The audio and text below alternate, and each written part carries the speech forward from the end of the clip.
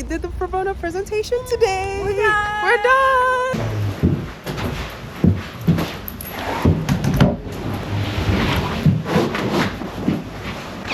Hello.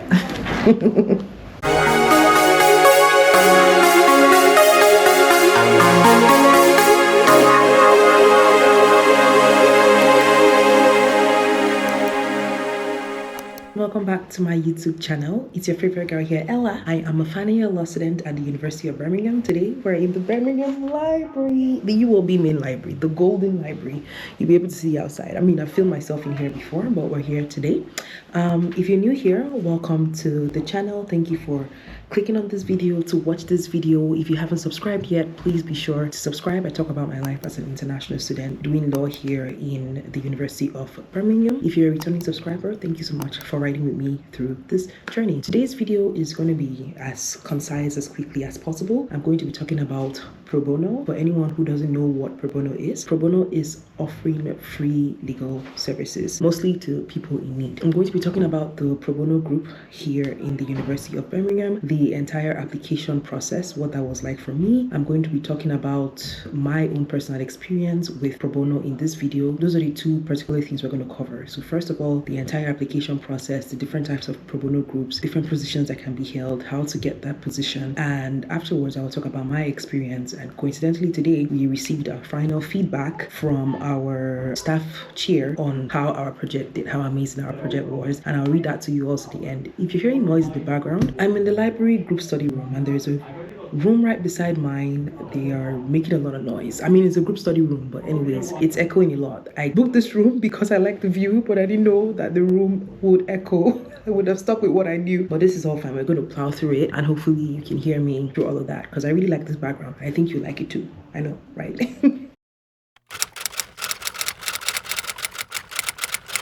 Like I said, pro bono is offering free legal services to people, organizations, or company who ordinarily would not be able to afford it. If you see me looking left, I've prepared a lot of notes for you all, so I'm going to be reading off of that and also breaking them down to you as well. Pro bono is a great way for law students to get legal experience. So if you are new, fresh into university, you don't know anything about law, you don't have any legal experience, this is a good background for you to start because you can be doing your studies and alongside gaining that invaluable pro bono experience. Plus, you'll be helping people that need it as well with your legal skills that you have acquired or you're currently acquiring whilst in law school.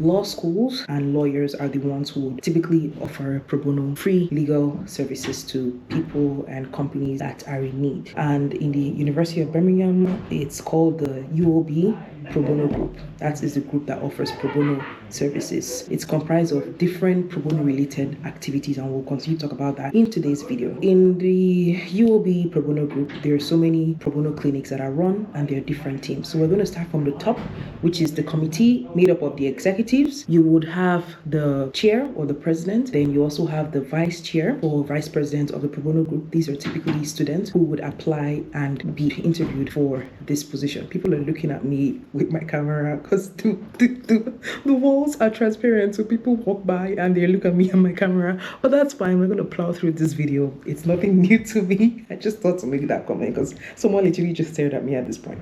Anyways, as I was saying, there's the chair and president, and then there's the vice president and vice chair of the pro bono group, which are typically students. There is publicity and funding coordinator. These are the people who would typically make up the committee, the executive team. I believe that publicity and funding, I wasn't part of these teams, but they're probably the ones that would raise money typically for the particular school year's pro bono group, you know, from either the street law, from general public, from the general project coordinators and whatnot. After the committee position, this is information I technically got from the UOB's CEPLER website about pro bono, and it's my understanding of it. So if you're an expert in the UOB Pro Bono group and I'm making any mistakes over here, let me know in the comment section. It would be good to enlighten everyone, just so people know what the UOB Pro Bono group is about as well. Moving on, after the committee position, there is coordinators. They're also part of the committee, but they coordinate the student pro bono group. I think this year we had about 300 and something students in the UOB Pro Bono group for the 24-25 school calendar year. So these coordinators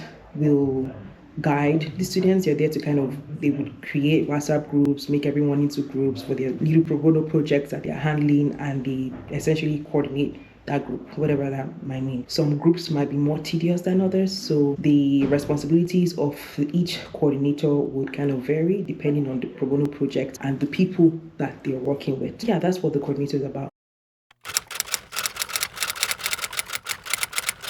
When you're applying for pro bono, you would either apply to be a volunteer, and within that application, if you want to be a coordinator or you want to be part of the committee, you would also include that. It just has more questions that you would have to answer if you want more responsibilities of being a coordinator or the president or vice president of the pro bono group for the future school year that you're applying into. So I was talking about the coordinators. The coordinators could either be part of the projects that they are leading, they're coordinating, or they could just be part of a separate project entirely. It always depends on how the staff have planned it for the pro bono year. Like I said, usually after going through your application process, you've applied as a volunteer, you want to be a coordinator, you want to be president or vice president. The more roles that you wish to have in the pro bono group, the more your application gets elongated, if that makes sense. So if you're applying for just volunteer, you just do that portion of your application and that's it. If you want to be a coordinator, there's more questions that they ask and there's more words for you to fill up, and then they proceed further with having an interview for coordinators as well. So the more work you want, then you get the possibility of getting an interview. But if you do not get to be a pro bono coordinator, that doesn't mean that your application to be a volunteer fails. That's not the case. You might have applied to be a coordinator, you might not be a coordinator, and maybe after the interview you didn't meet the criteria, but they still want you on as a volunteer. That's typically how it goes for the entire pro bono situation out here in the University of Birmingham. Let's talk about volunteering and the projects that are available. I've just got some on here on my laptop. This is not everything because there's a lot available. There are different skills that you can use. You can use your research skills, you can use your people skills, and interviewing skills whilst doing pro bono. It all depends on the project you get. And I believe each student is able to organize according to their scale of preference what type of projects they want to work on. That doesn't necessarily mean that you will get what you want as your first try. You might get another project, but that's fine. It's still you contributing one way or the other to the entire pro bono group and offering those services for people. There is street law, which is public legal education. I was part of the street law group. No, I'll say my experience in the last, that's what I said. So street law, there are different types. There could be street law for charity, organizations, street law for companies, street law for high schools / secondary schools here. It's just you going to give out your legal knowledge using your research skills that you've acquired and you've put into a particular project over time, and then you're just going to give out that legal information to people. You think of street law, think of public education. Moving on, there is the Birmingham Flag, which is a free legal advice group, and there is the Birmingham Fraud Clinic. So this is more hands-on. You have the student, you have the lawyer who the student is shadowing. They go in, they meet a client, talk about their problems. Is you going back home to research, using your skills that you've acquired, looking at the problem of the client, and then coming up with legal advice that obviously the professional, the solicitor would cross-check before you then offer that advice to the client. So that's, if you think of flag, think of one-on-one client interviewing kind of relationship between yourself and a potential client that you will be helping with whatever their legal situation might be. It could be family, could be corporate, could be employment, could be just think of a legal topic, and that could be the area that you might be working on. It depends on the client that you are given. That's what flag is about. You'll usually hear it as the flag clinic, if I'm not mistaken. But yeah, there is the environmental law matters, there is exposing fraud and fraud clinics, like I said, the Birmingham fraud clinics. But these are examples of different pro bono volunteer projects that take place and run throughout the year. If you're a UOB student, you can find this information on the Canvas page. If you find CEPLER and pro bono, you will see everything I'm talking about on here. Let's talk about the application process. They are usually due in December of the year before. So for example, people who want to get into the 2025-26 pro bono group, they must have applied in December of 2024. Usually in the first week, they're due. The applications are due in the first week. Like I said, apply for your volunteering, committee, or coordinator positions at the same time if you want. You will be able to list according to a scale of preference the project that you want to work on. In the first 2 months, so in January and February, people are selected on to either be volunteers, or they might get interviewed and they might get the committee position, so be chair, vice chair, public funding and money raising group people in the committee. You would get your letters or your approval emails to say yes, you've moved forward, you are now part of the pro bono group. You get the opportunity, like I did earlier this year in 2020. I did earlier in last year in 2024, which was 2024, right? Yeah, so I applied in 2023 December for the 24-25 pro bono group, and as of January or February I was accepted. I did the volunteering volunteering bit, or I'm already talking about my experience, but everything is all like infused. But yeah, people would typically get selected in the first 2 months. You would have the opportunity to meet the entire group. In the winter semester, you meet with the staff. They'll talk more about pro bono. They introduce you to your chair and your vice chair and the people in the committees. And then over the summer, once everyone has gone home, had their exams and whatnot, there is a pro bono module that every single volunteer has to complete before September 1st, so before school starts. I mean, it's accessible to all law students, this particular pro bono module, pro bono course, but for people who want to do pro bono in that future school year, they have to have completed this module by September 1st. It's a requirement for everybody, but it's only one time. So for example, if you've completed it before, you don't have to complete it again. You already meet that requirement. So you have the entire summer to do that course. It's the theoretical part, introduce you to what pro bono is, what you should potentially expect, and just good background because you need to know what you're getting into. Once you have completed the mandatory pro bono course, I think the system automatically notes that it's completed, and that solidifies you and your position for the pro bono school year.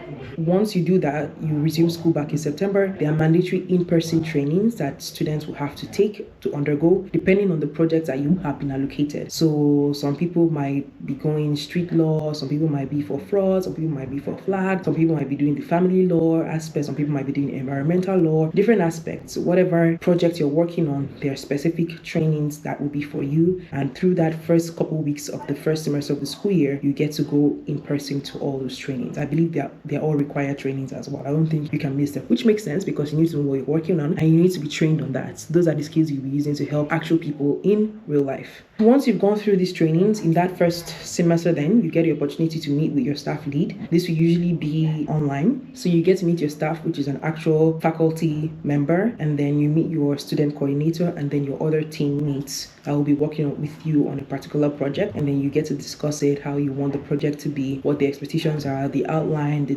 dates. They might not have all the information in the first try, but that's generally how pro bono works. And you get to meet everybody that you're working with, from that close connection, because you'll be working with them for this particular project throughout the school year. Some people might drop off, some people might continue to the end, but just to give you an insight of what that process will typically look like. Finally, let's talk about my experience. I applied for the volunteer position only. I didn't do the coordinator or the committee positions. Volunteering has less work, less work than actual coordinator would. In theory, this is not always the case in practice because things happen, life happens, things can change. But yeah, I did only the volunteer position in the street law project. We had a team of a lot of people. We're about 10 plus people in my group, maybe even up to 15, I can't remember now. But I know we got split up into subgroups again. So I ended up working with three particular ladies. I was the fourth one. My work was research based. We worked on divorce, the migrant victim domestic, MVDAC, migrant victim domestic violence. Oh my God. Did I just have a brain freeze? Why can't I remember this? I'll put the whole words. It's really, really long. It was called the DDV, but now it's changed. I did a whole presentation on this. Why is my brain freezing? I guess I'm looking at the people walking across me. But we worked on divorce, immigration, and the MVDAC, which is a policy document to help migrant victims and women that are fleeing, well, it could be meant to, but victims fleeing from domestic violence situations. So we're helping a charity out here in Birmingham called WAITS, which means Women Acting in Today's Society. That's what WAITS means. We met with Claudia, the staff member there at WAITS that we liaised with throughout the project. We talked about our research. We talked about what the charity needs from us, the different areas that we could research and how we could help the staff. We researched the entirety of the legal stance on divorce, the MVDAC, immigration, clean that up amongst myself and the three other ladies I worked with. I'll show you all videos of the day we went to give our presentation. We worked on this for a couple of months and then we finally gave our presentation, I believe, at the ending of January of 2025, and it all went well. We were able to meet with the founder of WAITS on the day we gave our presentation. It was typically good. We got the opportunity to, I would say, legally educate the staff members at WAITS, letting them also know that the law in theory might look good and perfect, but when it comes to applying it in practice, fitting into the timelines, fitting all the requirements, that's where you kind of see the difficulties of what the law is. But we're just there to say, okay, this is our understanding, this is what the law says, and when you're applying it to your client in the situation, this is what you should have at the back of your mind. Yeah. So in my group, we were originally supposed to be 5, but one person dropped out and leaving us to be 4. This is what I mean when I said life could happen. Our staff lead was Emily Rose, who was really, really great. She organized sessions with Claudia. She organized sessions with the students. Sometimes we met in person as well, especially when we needed to meet with Claudia. I think we met with Claudia once before the presentation, so she could have a feel. We gave different preparations, so we had prepared for our presentations. We came in as a group, presented it to her and to the rest of the team. I believe on 2 occasions we got the feedback we needed, and then on the day of the presentation we went to the wait office to give our presentation to the staff. I believe that took us an hour.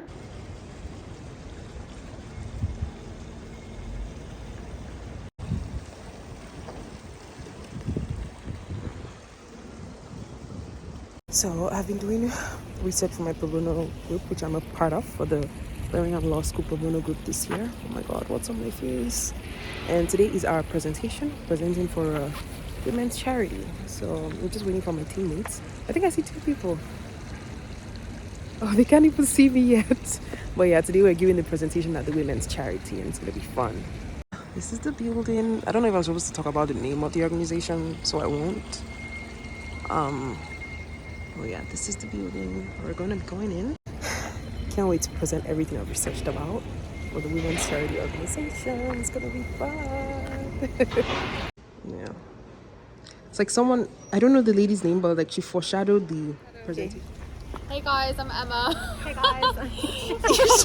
I'm Ella. I'm Ragdeep. We did the Pro Bono presentation today. We're done. We're done. Yeah, it was a very, very wonderful experience so far. Putting my research skills to practice, feeling like I was actually helping people. Although we didn't meet the victim survivors, but we met the staff who have those clients that they're going to eventually help with whatever situation they find themselves with. Now, if you're going obviously to offer these free legal services, CEPLER would typically cover the transportation cost. It would usually be either an Uber or a train fee. They wouldn't cover things like Uber or whatnot, because it's a big group. They can't cover that funds for everybody else, and the budget is limited. So yeah, I took the bus, and CEPLER covered my bus fare for that day.